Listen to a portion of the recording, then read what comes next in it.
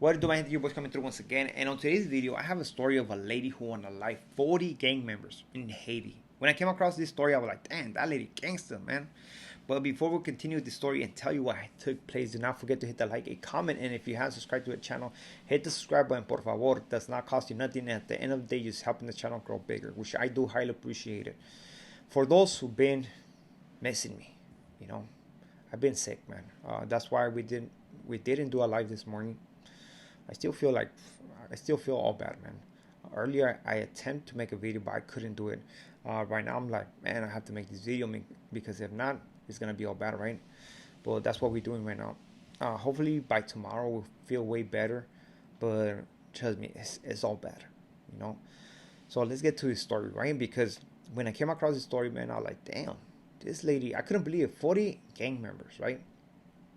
This happened on Haiti, poor country, a lot of economic struggles, but this lady managed to do something for herself, maybe her savings. She invested her savings in making empanadas from home, and she was selling them out there on the streets. Pretty sure that she had this business for a minute, doing her thing here and there, feeling accomplished every time she sold out.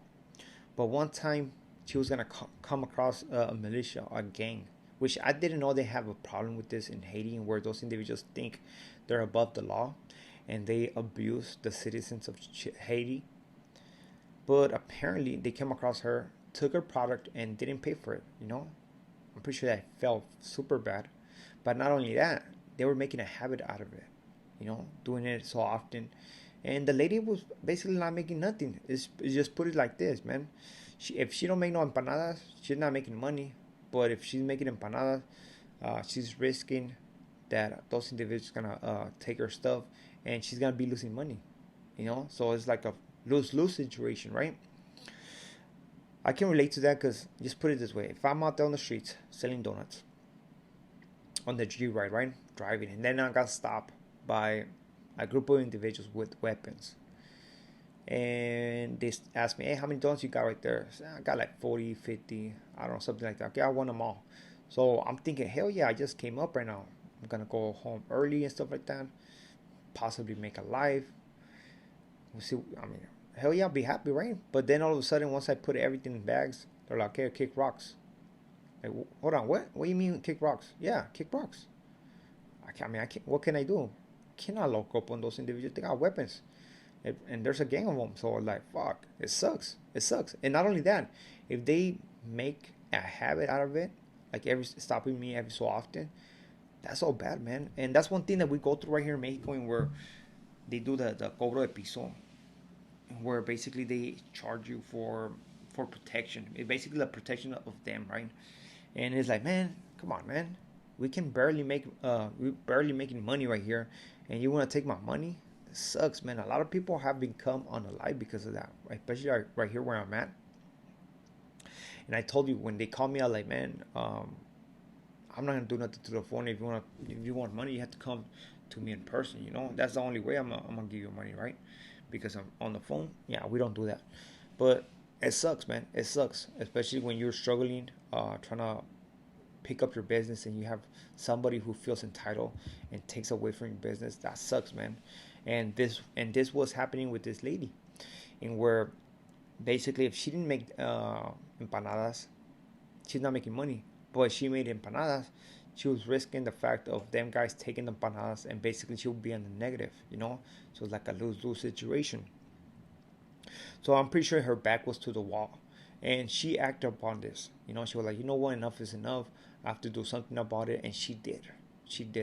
Now the next thing that she did, I don't know, maybe some people are gonna agree with it, maybe some people are not gonna agree with it, but you have to think about this though.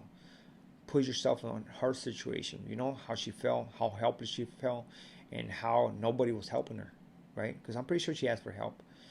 Now, on one occasion, she decided, okay, you're taking my empanadas, I'm gonna make empanadas for you. And she decided to make empanadas. 40 empanadas was gonna give those empanadas to the gang members. 40. But those 40 empanadas had a special ingredient. They had poison. And once she cooked the empanadas, she went out to the streets and went to those guys, right? Now, on this occasion, it was not against her will because she wanted those guys to take the empanadas and go through whatever they went through with that stuff. So, 40 individuals ate 40 empanadas.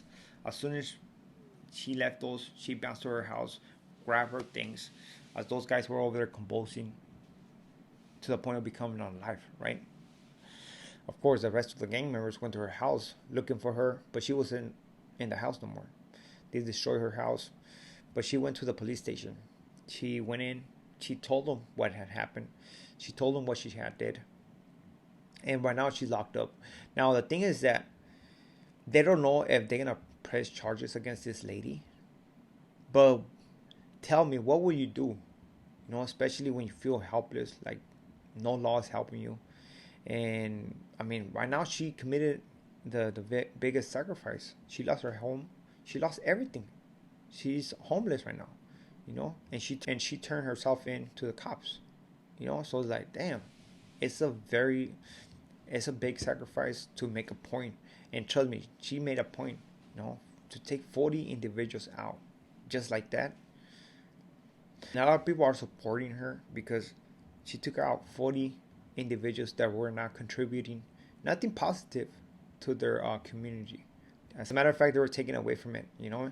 And this is what happens when somebody puts your back against the wall. You know, you're gonna react, and it's survival mode. You know, you're gonna do what you're gonna do. You're gonna do what you feel like doing, and this lady came with it. You know, we have seen street vendors in LA being robbed, and where individuals feel entitled to the money of these individuals who work hard enough to make their money.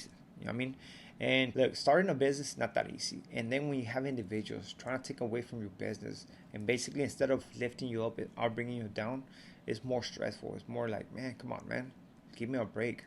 And whenever I seen this type of stuff happen in the streets of LA, and where the vendors get robbed, I get upset because I understand what they're going through. I understand how much time they put into the product, how much work they put into the product, and not only that, the thought of doing it and actually taking that step to do it. You know, it's not easy, man. It's not easy, but things like this happen all over. But on this occasion, this lady decided to do something about it.